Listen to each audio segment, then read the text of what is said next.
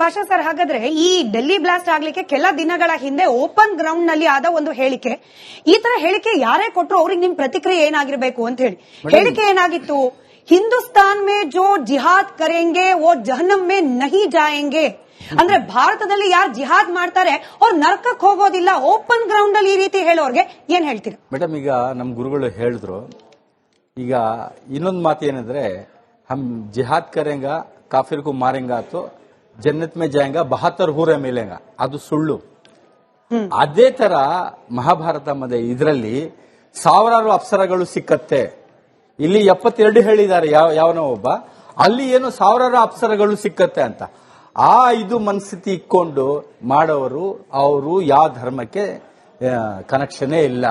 ಅವರು ಮನಸ್ಥಿತಿ ಅಲ್ಲ, ಸ್ವಲ್ಪ ಚೇಂಜಸ್ ಮಾಡ್ತೀನಿ. ನಮ್ಮ ಸ್ನೇಹಿತರು ಮನಸ್ಥಿತಿ ಅಲ್ಲ. ಮಹಾಭಾರತದಲ್ಲಿ ಕೌರವರು ಅಕ್ರಮ ತಾಂಡವಾಡಿದ್ರು, ರಾಕ್ಷಸಿ ಪ್ರವರ್ತನೆಗಳಲ್ಲಿ ತೊಡಗಿಸಿಕೊಂಡ್ರು. ಆವಾಗ ಶ್ರೀಕೃಷ್ಣ ಅರ್ಜುನನಿಗೆ ಹೇಳುವ ಮಾತು, ಯಾಕೆಂದ್ರೆ ನೀನು ಯುದ್ಧ ಭೂಮಿಯಲ್ಲಿ ಮುಂದುವರಿಬೇಕು, ಯಾಕಂದ್ರೆ ಅಕ್ರಮ ಸಾಮ್ರಾಜ್ಯವನ್ನು ನೀನು ಛಿದ್ರ ಮಾಡಬೇಕಾದ್ರೆ ಅಲ್ಲಿ ಪ್ರೇರಣೆ ಬೇಕು ಯುದ್ಧಕ್ಕೆ. ಇಲ್ಲ ಇಲ್ಲ, ಅಮಾಯಕರು ಸಾಯ್ತಾರೆ ಇಲ್ಲಿ, ಆದ್ರಿಂದ ನೀನು ನಾ ಪ್ಯಾರ್ ಜಿತಾ ದುಶ್ಮನ್ ಸೆ ಯುದ್ಧ ಕರ್ ಅಂತಾರೆ. ಅದು ಸಾವಿರಾರು ಅಪ್ಸರಕ್ಕೋಸ್ಕರ 72 ಹೂರಕ್ಕೋಸ್ಕರ ನಾವು ದೇಶ ಹಾಳು ಮಾಡಕ್ ಆಗಲ್ಲ. ಕೃಷ್ಣ ಹಂಗ್ ಹೇಳದ್ನೋ ಇಲ್ಲೋ ಗೊತ್ತಿಲ್ಲ. ಕೃಷ್ಣ ಅರ್ಜುನಂಗ್ ಹೇಳ್ದ ಅಂತ ಹೇಳಿ ಅರ್ಜುನ ಪಾಷಾ ಸರ್, ಅದೇ ನೀವ್ ಹೇಳಿದ್ದೆ ಕೋರ್ಟ್ ನ ತಗೊಂಡು ಕೃಷ್ಣ ಅರ್ಜುನಂಗ್ ಹೇಳ್ದ, ಅರ್ಜುನ ಕೇಳದ್ನೋ ಬಿಟ್ನೋ ಅದನ್ನ ತರ್ಕ ಮಾಡಕ್ ನಾವು ಅವಾಗ ಇರ್ಲಿಲ್ಲ. ಬಟ್ ಅರ್ಜುನಂಗ್ ಹೇಳ್ದ ಕೃಷ್ಣ ಅಂತ ಹೇಳಿ ಇವತ್ತು ಯಾರು ಕೂಡ ಸಾವಿರಾರು ಅಪ್ಸರೆಗೋಸ್ಕರ ಯುದ್ಧ ಮಾಡ್ಲಿಕ್ಕೋ ಯಾರನ್ನೋ ಕೊಲ್ಲಿಕ್ಕೋ ಹಿಂದೂಗಳು ಹೋಗ್ತಿಲ್ಲ.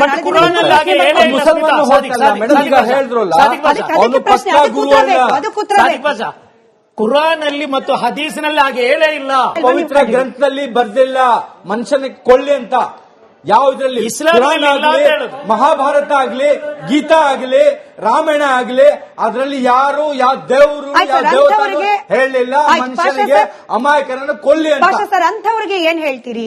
72 ಕನ್ಯರಿಗೋಸ್ಕರ ಇನ್ನೊಬ್ಬರನ್ನ ಕೊಲ್ಲೋಕ್ ಹೋಗುವವರಿಗೆ ಏನ್ ಈ ಮಹಾಭಾರತ ವೇದಿಕೆ ಮೂಲಕ ಏನ್ ಹೇಳಿ? ನೋಡಿ, ಸಾವಿರಾರು ಅಪ್ಸರ 72 ಹೂರುಗಳು ಹೇಳ್ತಾರಲ್ಲ ಡೈಲಾಗ್, ಅವರನ್ನು ಪಬ್ಲಿಕ್ ನಲ್ಲಿ ಕೊಡಿ ಅಂತ ನಾನು ಹೇಳ್ದೆ. ಅದು ಆಕ್ಷನ್, ಅದಕ್ಕೆ ನೋಡಿ ಅಂತ ಮನಸ್ಥಿತಿ ಇಟ್ಕೊಂಡು ಮಾಡೋರಿಗೆ ಅವ್ರಿಗೆ ನಮ್ಮ ಭಾರತದಲ್ಲಿ ಜಾಗನೇ ಕೊಡಬಾರ್ದು, ಸಮುದ್ರನಲ್ಲಿ ಹಾಕ್ಬೇಕು, ತಗೊಂಡು ಹೋಗ್ಬಿಟ್ಟು. ಮುಂದುವರಿಸಿ ಹೇಳ್ತೀನಿ. ಹೂರುಂ ಮಕ್ಸೂರಾತುಂ ಫಿಲ್ ಕಿಯಾಮ್, ಸೂರತ್ ಅರ್-ರಹ್ಮಾನ್ ಅಲ್ಲಿದೆ. ಅಪ್ಸರೆಗಳು ನಿಮಗೆ ಸ್ವರ್ಗದಲ್ಲಿ ಸಿಗ್ತಾರೆ. ಯಾರಿಗೆ ಅಂತ ಹೇಳಿದ್ರೆ, ಇಲ್ಲಿ ಅಲ್ಲಾಹನಿಗೆ ಆರಾಧನೆ ಮಾಡಿ ಮನುಷ್ಯತ್ವದ ಮೌಲ್ಯವನ್ನು ಎತ್ತಿ ಹಿಡಿದು ಮನುಷ್ಯತ್ವಕ್ಕೆ ಬೆಲೆ ಕೊಟ್ಟವನು, ಇಲ್ಲಿ ಯಾರಿಗೂ ಅನ್ಯಾಯ ಮಾಡದವನು, ಹಿಂಸೆ ಮಾಡದವನು, ಸುಳ್ಳು ಹೇಳದವನು, ಯಾರನ್ನು ಕೊಲ್ಲದಂತ ಸಜ್ಜನರಿಗೆ ಅಪ್ಸರೆಗಳು ಸಿಗ್ತಾರೆ ಅಂತ ಪವಿತ್ರ ಕುರಾನ್ ಅಲ್ಲಿದೆ. ಯುದ್ಧ ಮಾಡಿದ್ರೆ, ಹಿಂದೂಗಳನ್ನು ಕೊಂದ್ರೆ ಅಥವಾ ಯಾವ್ದಾದ್ರು ಮನುಷ್ಯನಿಗೂ ಕೊಂದ್ರೆ ನಿಮ್ಗೆ ಅಪ್ಸರೆಗಳು ಸಿಗ್ತಾರೆ ಅಂತ ಹೇಳಿ ನಮ್ಮ ಕುರಾನಲ್ಲೂ ಇಲ್ಲ, ಹದೀಸ್ನಲ್ಲೂ ಇಲ್ಲ, ಇಸ್ಲಾಮಿನ ಯಾವ ಗ್ರಂಥದಲ್ಲೂ ಇಲ್ಲ. ಸರಿ, ಮತ್ತೊಂದು ಕಡೆಯಲ್ಲಿ ಈ ಟೆರರಿಸಮ್ ಹಾಗೆ ಈ ತರದ ಇಲ್ಲದ ಆಸೆಗಳನ್ನ ತೋರಿಸಿ ಅವರನ್ನ ಉಗ್ರರನ್ನಾಗಿ ಮಾಡ್ತಿದ್ದಾರೆ ಅಂತ ಬಂದಾಗ ಬಡತನ ಅನ್ನೋ ವಿಚಾರ ಚರ್ಚೆಗೆ ಬರ್ತಾ ಇತ್ತು. ಸರ್, ಬಡವರಿದ್ದವರಿಗೆ ದುಡ್ಡಿನ ಆಸೆ ತೋರಿಸಿ, ಯಾರಿಗೆ ಸೌಲಭ್ಯಗಳಿಲ್ಲ ಅವರಿಗೆ ಸೌಲಭ್ಯಗಳ ಆಸೆ ತೋರಿಸಿ ಟೆರರಿಸ್ಟ್ ಗಳಾಗಿ ಪರಿವರ್ತನೆ ಮಾಡ್ತಿದ್ದಾರೆ ಅಂತ ಹೇಳಿ ನೀವ್ ಹೇಳ್ದಾಗ ತನಿಖೆ ಆಗ್ಲಿ. ಬಟ್ ಸ್ಟಿಲ್ ಈಗಿರುವ ಇನ್ಫಾರ್ಮೇಶನ್ ಆಧಾರದ ಮೇಲೆ ಇವರೆಲ್ಲ ಎಜುಕೇಟೆಡ್. ಈಗ ಸಿಕ್ಕಿರುವ 7 ಮಂದಿ ಡಾಕ್ಟರ್ಗಳು ಕೂಡ ಎಜುಕೇಟೆಡ್ ಇದ್ದಾರೆ. ಇವ್ರಿಗೆ ಯಾವ ಹಣಕಾಸಿನ ಕೊರತೆ ಆಗಿತ್ತು? ಇವ್ರಿಗೆ ಯಾವ ಸೌಲಭ್ಯಗಳ ಕೊರತೆ ಆಗಿತ್ತು?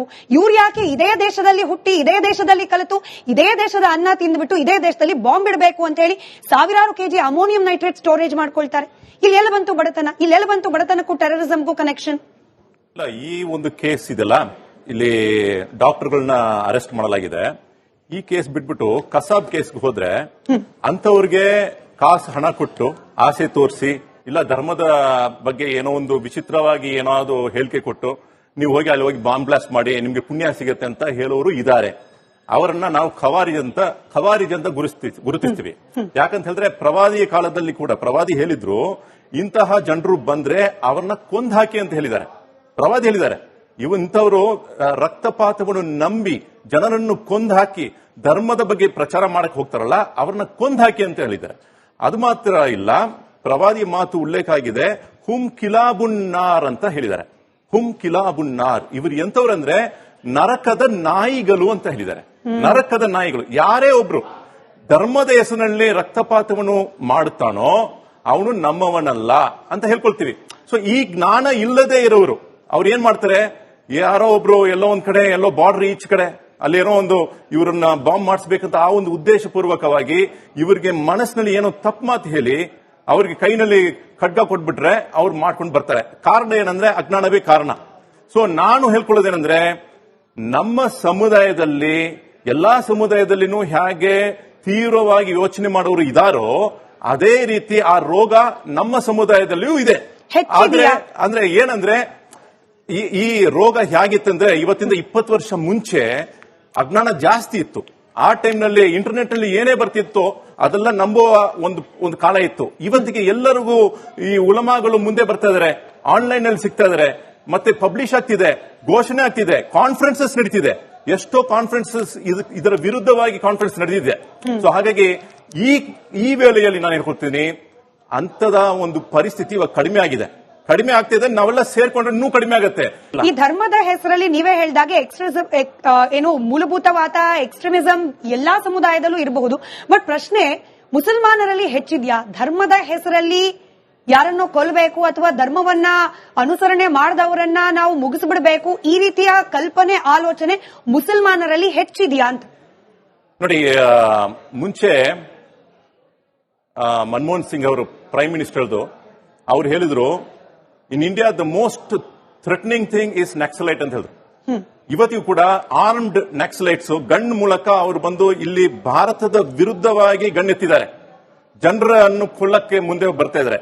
ಅಂತಹ ಒಂದು ಸಂಸ್ಥೆ ಭಾರತದ ಮುಸಲ್ಮಾನರಲ್ಲಿ ಯಾವುದೇ ಒಂದು ಸಂಸ್ಥೆಯನ್ನು ಯಾರು ತೋರಿಸಕ್ಕಾಗಲ್ಲ, ಒಂದು ಸಂಸ್ಥೆ ತೋರಿಸಕ್ಕಾಗಲ್ಲ. ಬಟ್ ಏನಾಗಿದೆ, ಕಾಶ್ಮೀರ್ನಲ್ಲಿ ನಡೆಯುವಂತದ್ದು ಪ್ರಾಬ್ಲಮ್ ಇದೆ. ಕಾಶ್ಮೀರ್ನಲ್ಲಿ ಪ್ರಾಬ್ಲಮ್ ಇದೆ. ಅವ್ರು ಏನ್ ಮಾಡ್ತಾ ಇದಾರೆ ಅಂದ್ರೆ ಆಜಾದ್ ಕಾಶ್ಮೀರ್ ಬೇಕು ಅಂತ ಆ ಒಂದು ಮನಸ್ಥಿತಿನಲ್ಲಿ ಮಾಡ್ತಾ ಇದಾರೆ. ಅದು ರಿಲಿಜಿಯಸ್ಲಿ ಓರಿಯೆಂಟೆಡ್ ಅಲ್ಲ, ಪೊಲಿಟಿಕಲಿ ಮೋಟಿವೇಟೆಡ್. ಅದರಲ್ಲಿ ರಾಜಕೀಯ ಲಾಭಕ್ಕೋಸ್ಕರ ಮಾಡ್ತಾ ಇದಾರೆ. ನಾವು ಅದರ ವಿರುದ್ಧವಾಗ ಕೂಡ ನಾವು ಮಾತಾಡಬೇಕಾಗಿದೆ. ಯಾಕಂತ ಹೇಳಿದ್ರೆ ಭಾರತವನ್ನು ಯಾಕೆ ಪೀಸ್ ಮಾಡಬೇಕು? ನೋಡಿ, ಕಾಶ್ಮೀರ್ನಲ್ಲಿ ಇರುವಂತಹ ಆ ಆತಂಕವಾದಿಗಳು ನಮ್ಮ ಉಲಮಾ ಹತ್ರ ಮಾತಾಡ್ತಿಲ್ಲ.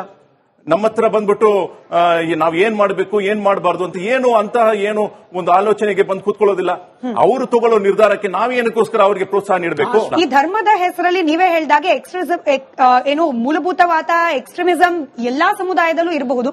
ಬಟ್ ಪ್ರಶ್ನೆ ಮುಸಲ್ಮಾನರಲ್ಲಿ ಹೆಚ್ಚಿದ್ಯಾ? ಧರ್ಮದ ಹೆಸರಲ್ಲಿ ಯಾರನ್ನೋ ಕೊಲ್ಲಬೇಕು ಅಥವಾ ಧರ್ಮವನ್ನ ಅನುಸರಣೆ ಮಾಡದವರನ್ನ ನಾವು ಮುಗಿಸ್ಬಿಡ್ಬೇಕು, ಈ ರೀತಿಯ ಕಲ್ಪನೆ ಆಲೋಚನೆ ಮುಸಲ್ಮಾನರಲ್ಲಿ ಹೆಚ್ಚಿದ್ಯಾ ಅಂತ ನೋಡಿ. ಮುಂಚೆ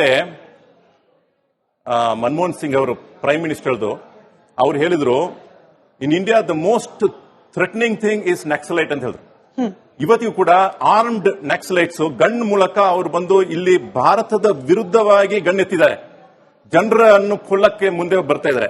ಅಂತಹ ಒಂದು ಸಂಸ್ಥೆ ಭಾರತದ ಮುಸಲ್ಮಾನರಲ್ಲಿ ಯಾವುದೇ ಒಂದು ಸಂಸ್ಥೆಯನ್ನು ಯಾರು ತೋರಿಸಕ್ಕಾಗಲ್ಲ, ಒಂದು ಸಂಸ್ಥೆ ತೋರಿಸಕ್ಕಾಗಲ್ಲ. ಬಟ್ ಏನಾಗಿದೆ, ಕಾಶ್ಮೀರ್ನಲ್ಲಿ ನಡೆಯುವಂತದ್ದು ಪ್ರಾಬ್ಲಮ್ ಇದೆ. ಕಾಶ್ಮೀರ್ನಲ್ಲಿ ಪ್ರಾಬ್ಲಮ್ ಇದೆ. ಅವ್ರು ಏನ್ ಮಾಡ್ತಾ ಇದಾರೆ ಅಂದ್ರೆ ಆಜಾದ್ ಕಾಶ್ಮೀರ್ ಬೇಕು ಅಂತ ಆ ಒಂದು ಮನಸ್ಥಿತಿನಲ್ಲಿ ಮಾಡ್ತಾ ಇದಾರೆ. ಅದು ರಿಲಿಜಿಯಸ್ಲಿ ಓರಿಯೆಂಟೆಡ್ ಅಲ್ಲ, ಪೊಲಿಟಿಕಲಿ ಮೋಟಿವೇಟೆಡ್. ಅದರಲ್ಲಿ ರಾಜಕೀಯ ಲಾಭಕ್ಕೋಸ್ಕರ ಮಾಡ್ತಾ ಇದಾರೆ. ನಾವು ಅದರ ವಿರುದ್ಧವಾಗ ಕೂಡ ನಾವು ಮಾತಾಡಬೇಕಾಗಿದೆ. ಯಾಕಂತ ಹೇಳಿದ್ರೆ ಭಾರತವನ್ನು ಯಾಕೆ ಪೀಸ್ ಮಾಡಬೇಕು? ನೋಡಿ, ಕಾಶ್ಮೀರ್ನಲ್ಲಿ ಇರುವಂತಹ ಆ ಆತಂಕವಾದಿಗಳು ನಮ್ಮ ಉಲಮಾ ಹತ್ರ ಮಾತಾಡ್ತಿಲ್ಲ. ನಮ್ಮ ಹತ್ರ ಬಂದ್ಬಿಟ್ಟು ನಾವ್ ಏನ್ ಮಾಡಬೇಕು, ಏನ್ ಮಾಡಬಾರ್ದು ಅಂತ ಏನು ಒಂದು ಆಲೋಚನೆಗೆ ಬಂದು ಕೂತ್ಕೊಳ್ಳೋದಿಲ್ಲ. ಅವರು ತಗೊಳ್ಳೋ ನಿರ್ಧಾರಕ್ಕೆ ನಾವೇನಕ್ಕೋಸ್ಕರ ಅವರಿಗೆ ಪ್ರೋತ್ಸಾಹ ನೀಡಬೇಕು?